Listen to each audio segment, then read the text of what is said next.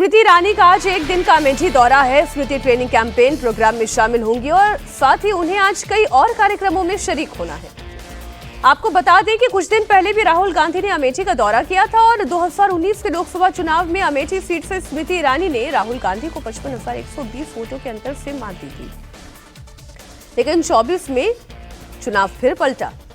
स्मृति Congress candidate Kishorilal Sharma से हार गई थी, लेकिन उत्तर प्रदेश में अगले साल होने वाले विधानसभा चुनाव से पहले एक बार फिर स्मृति ईरानी अमेठी दौरे पर हैं। अब राजनीतिक तौर पर ये दौरे को हम किस तरीके से देखें, सचिन जी, सवाल ये है, बैक इन अमेठी।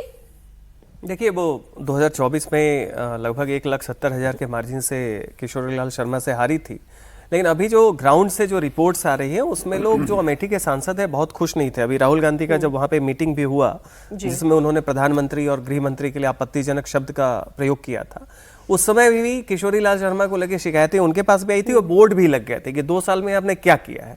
तो स्मृति ईरानी 2019 से 24 में ये आई कि इनके कुछ खास लोग वहाँ पे एक कोटरी बन गया था, उसके माध्यम से ये बिल्कुल इनएक्सेसिबल हो गई थी। तो वो गलती जो 14 से 19 में इन्होंने अपने आप को एक्सेसिबिलिटी हारने के बावजूद रखा, जीतने के बाद अब इनको ये दोबारा आया है। तो देखिए, काम तो इन्होंने किए थे, लेकिन जनता में, नेता में क्या होता है, आप काम कितना भी कर दीजिए, कोई बुलावा आए आप नहीं जाइए, कोई आपसे मिलना चाहता है आप नहीं मिल रही हैं, कोई फोन करे आप नहीं उठा रही हैं। तो जनता के लिए नेता काम के साथ साथ कितना एक्सेसिबल है कि हमारे एक फोन पे जवाब आता है, वो एक गलती उनसे हुई थी। लेकिन इन्होंने काम किए थे 19 से 24 में, काफी उसका हवाला भी है। तो अब शायद ये है कि स्मृति ईरानी फिर से वहां जा रही है, क्योंकि जनता को भी अपवाद, देखिए 2024 एक अपवाद था, 2024 कोई दिशा नहीं बदला है, वो एक अपवाद था कि बीजेपी बहुत ज्यादा ओवर कॉन्फिडेंस में थी, नेता बहुत सारा काम अपना आउटसोर्स कर दिए थे। वैसे में जो कार्यकर्ता है, कोर सपोर्टर है, उसने एक संकेत दिया, एक वार्निंग दिया और कोर्स करेक्शन हुआ है, उसका नतीजा भी अभी बंगाल के इलेक्शन तक दिखा है। स्मृति ईरानी भी उसी कवायद में है। 27 में यूपी का चुनाव है, बंगाल में इनकी भूमिका स्मृति ईरानी की रही है।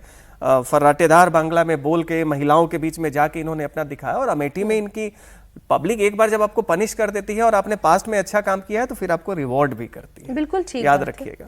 तो जब ये अमेठी जा रही हैं तो निश्चित तौर पे अब ये आएगा कि भाई इनको हमने जरूरत से ज्यादा पनिश कर दिया है, ठीक है, तो चलिए अब थोड़ा सा ये कर दे। तो वो एक कवायद शुरू हो गई और 27 में निश्चित तौर पे देखिएगा इनकी अच्छी भूमिका है। कोई और कहानी भी है क्या इसके पीछे? नहीं, देखिए, अभी उनके पुनर्वास की बातें चल रही हैं। अभी भी राज्यसभा के चुनाव हैं और नवंबर में तो रिवाइवल कैसे होगा?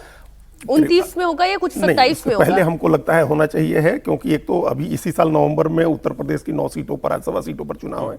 अभी भी 24 सीटों का मामला आया है, कैंडिडेट तय करने हैं। इनकी पश्चिम बंगाल की जो भूमिका है उसका पुरस्कार इनको बीजेपी की तरफ से मिलना चाहिए। उसके बाद उत्तर प्रदेश की जनता उनको रिवार्ड दे देगी। अगर अभी उनको कहीं उनका पुनर्वास होता है, भारतीय जनता पार्टी कहीं एडजस्ट करती है, संगठन में जगह मिलती है। देखिए, ये 2 चीजों पर ध्यान रखनी है हम लोग को। राज्यसभा चुनाव में उनको कहीं एडजस्ट किया जाता है या नहीं, और नितिन नवीन या फिर संगठन में, हाँ, नितिन नवीन की टीम में, और फिर उनकी भूमिका बनेगी उत्तर प्रदेश के चुनाव में और फिर आगे के लिए। वो अभी उनका राजनीतिक करियर बहुत बचा हुआ है।